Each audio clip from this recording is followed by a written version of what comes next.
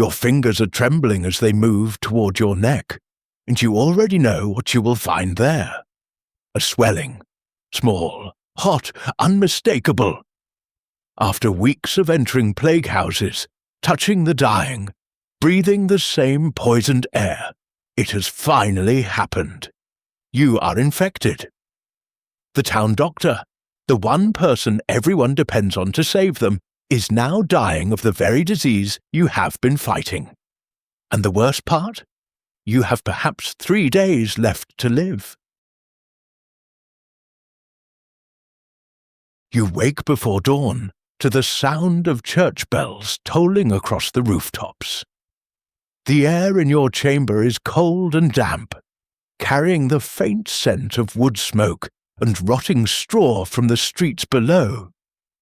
Your hands are already trembling as you reach for the basin of water on the table beside your bed. Not from fear, not yet, but from exhaustion that has seeped into your bones over these past weeks. You are the town doctor, and something is wrong. Terribly, unspeakably wrong. The first case arrived 9 days ago.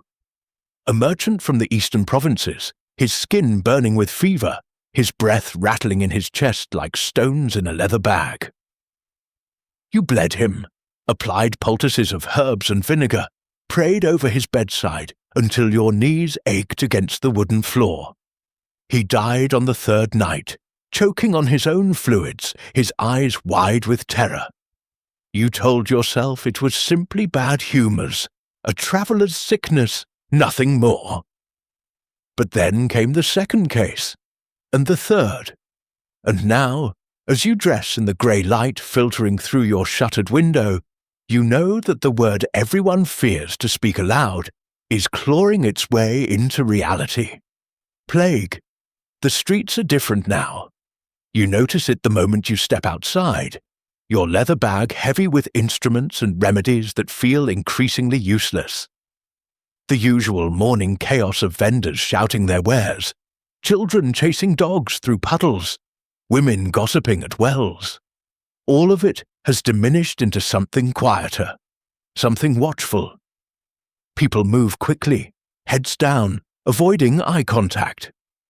When you pass, they step aside, and you cannot tell if it is out of respect or revulsion. Perhaps both. You are the one who enters infected homes. You are the one who touches the dying. You carry the sickness on your clothes, in your hair, under your fingernails, no matter how many times you scrub them raw. Your first visit of the day is to the tanner's house on Crooked Lane. The smell hits you before you even reach the door. A thick, sweet rot that mingles with the usual stench of the tanning pits.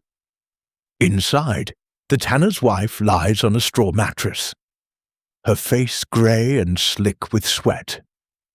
Her husband kneels beside her, gripping her hand so tightly his knuckles have gone white. He looks up at you with eyes that beg for miracles you do not possess. You examine her carefully, pulling back the blanket to reveal the swellings beneath her arms, dark and angry, the size of duck eggs. Buboes. The word sits heavy in your mind. You have read about them in the old texts, the accounts from centuries past, when entire cities were emptied by waves of death. You never imagined you would see them yourself. Feel their heat beneath your fingertips. Watch them bloom like poisonous flowers on living flesh. You do what you can. You lance the buboes with a blade heated over candle flame, draining the foul-smelling pus into rags that will have to be burned. The woman screams, a sound that tears through the small room and probably through the entire lane.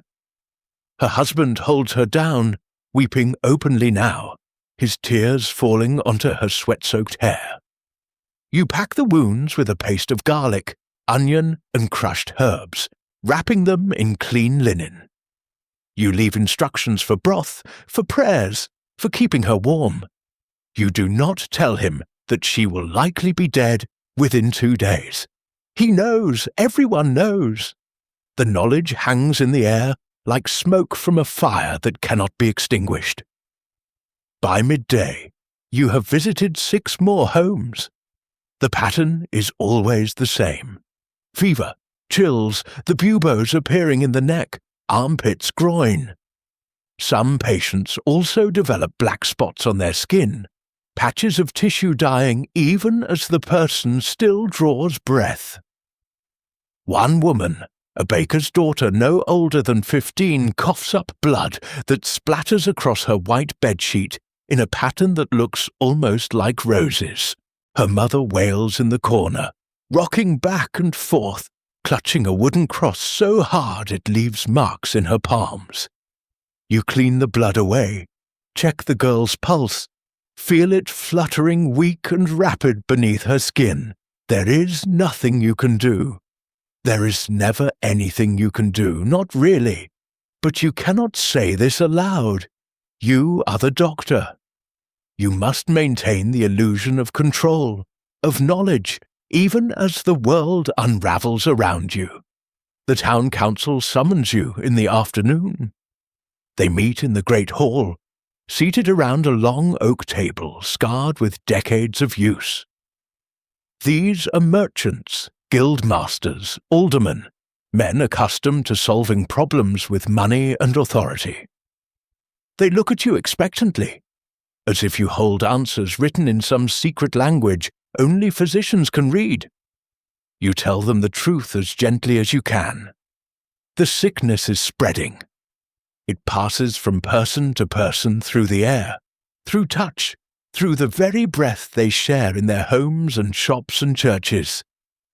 Isolation is necessary. The sick must be separated from the healthy. Homes must be marked. Travel must be restricted. Bodies must be buried quickly, far from wells and water sources. They do not want to hear this. One alderman, a fat man with a red face and rings on every finger, pounds his fist on the table and demands a cure, a treatment, something to protect his family and his warehouses full of wool and grain. Another suggests that the sickness is divine punishment, that what they need is not a doctor but a priest, more prayers, public penance. You feel anger rising in your chest, hot and sharp, but you swallow it down. Anger will not save lives. You explain again slowly about contagion, about the need for practical measures. They argue among themselves, their voices rising, filling the hall with noise that solves nothing. Finally, they agree to post notices at the city gates, to forbid gatherings in taverns and markets. It is not enough, nowhere near enough, but it is something. That night, you return to your rooms above the apothecary shop. Your landlady, an old woman with a bent back and sharp eyes, leaves a bowl of thin soup outside your door. She will not come near you any more. You eat alone, sitting by the window, watching torches flicker in the darkness below. Somewhere in the town, someone is screaming. The sound carries through the night, cutting through the silence, and you know it is another death, another family destroyed. You think about fleeing. You could pack your instruments, take your savings, ride out before dawn, and never look back. Other doctors have done so. The barber surgeon, who worked in the northern quarter, left 3 days ago, his shop locked and shuttered. No one blames him. This is not a battle that can be won with scalpels and Latin prayers. But you do not leave. You are not sure why. Perhaps it is duty, drilled into you during your years of training. Perhaps it is pride, the stubborn belief that your presence matters even when your treatments fail. Or perhaps it is simply that you cannot bear the thought of these people suffering alone, dying alone, with no one to hold their hands or close their eyes when the end comes, so you stay. You wake each morning to the bells. You walk the infected streets. You enter the houses of the dying. You wash your hands until they crack and bleed. You burn your clothes when they become too soiled to clean. You drink wine mixed with herbs that are supposed to protect against miasma, though you suspect they do nothing at all. Weeks pass. The death toll climbs. The town that was once vibrant and noisy becomes a place of shuttered windows and marked doors. Red crosses painted on wood, warning the healthy to stay away. Carts rumble through the streets at night, collecting bodies wrapped in stained sheets. The gravediggers work without pause, opening pits in the fields beyond the walls, layering the dead like cordwood. You stop counting after 50. The numbers lose meaning. Each death is a story cut short, a life that held hopes and fears and memories, now reduced to a name scratched in the parish register. You begin to notice changes in yourself. Your hands shake more often. Your sleep, when it comes, is plagued by dreams of swollen flesh and desperate eyes. You find yourself talking to the dead sometimes, apologizing to them, asking forgiveness for your failures. You wonder if you are going mad, if the strain has finally cracked something inside your mind. But there is no time to rest. No time to heal. The sick keep coming, and you keep going to them, because that is what you do. That is who you are. And then one morning, you wake with a headache, a dull, throbbing pain behind your eyes. Your throat feels scratchy, your skin too warm. You tell yourself it is nothing, just exhaustion, just too many sleepless nights. But when you reach up to touch your neck, you feel it. A swelling, small but unmistakable, tender beneath your fingertips. Your heart stops. The room seems to tilt and blur. You are infected. After all the precautions, all the prayers, all the desperate hours spent trying to save others, the plague has found you too.